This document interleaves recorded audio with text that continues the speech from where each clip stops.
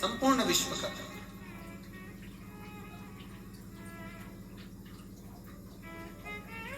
सात पाप होते हैं। कितने पाप हैं? 7। वैसे तो पाप अनगिनत हैं, पर हमारे जो शास्त्र कह रहे हैं, स्कंद पुराण कह रही है 7 पाप ऐसे होते हैं, उसमें से एक पाप ऐसा होता है जिसका दंड यमराज नहीं देता, जिसका दंड स्वयं महादेव देते हैं। 7 पाप में से एक पाप का दंड स्वयं महादेव को देना पड़ता है।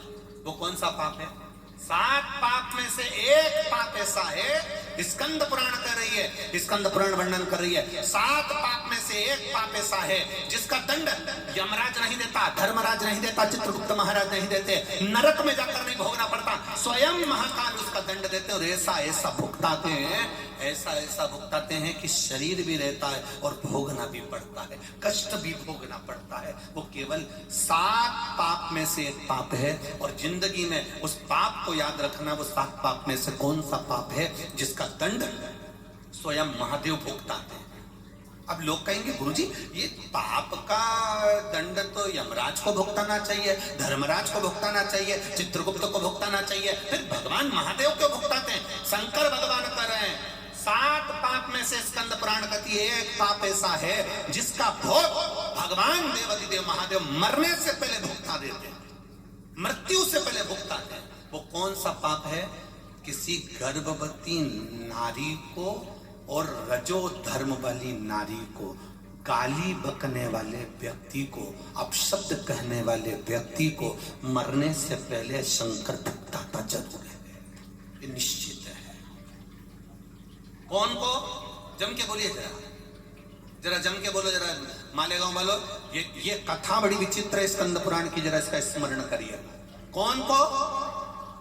गर्भवती नारी। कोई नारी गर्भ से है, कोई स्त्री गर्भ से है, उसको कोई ने अपशब्द कह दिया, गाली दे दिया, ताना दे दिया, खूब आड़ा टेढ़ा बोला, खूब गालियां दी, जिसने दिया वो तैयारी कर बैठ जाना कि मरने से पहले तुझे भुगतना पड़ेगा। कोई रजोधर्म से है, रजस्वला है, 7 दिन तक 5 दिन तक नारी काम नहीं कर पाती है, 5 दिन 7 दिन मंदिर में नहीं जाती है। रजो धर्म के समय पर अगर उस नारी को किसी ने गाली दी है, अपशब्द कहा है, ताने दिए हैं, कोई ने आड़ा टेढ़ा बोला है, उसको भुगतना पड़ता ही है।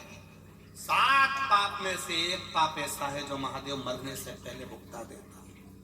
मेरा माताओं से एक निवेदन है, देवरानी जेठानियों से भी निवेदन है, परिवार के लोगों से भी निवेदन है, जब नारी रजस्वला धर्म में रहे, रजो धर्म में रहे, 5 दिन वो काम नहीं कर पाती है, उस समय पर तुम्हारा मुंह नहीं फूलना चाहिए, तुम्हें अपशब्द नहीं कहना चाहिए।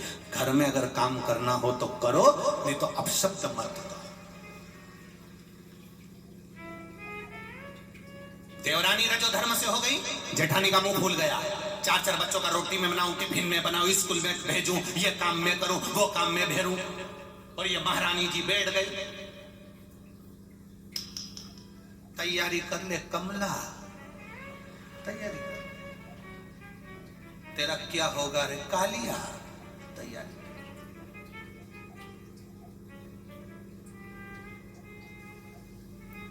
ननंद रजो धर्म से हो गई, और ननंद बिचारी रसोई घर में नहीं जा सकती, और भाभी का मुंह भगोना हो रहा है, तो सुन ले दी लीला, समाप्त तेरी लीला।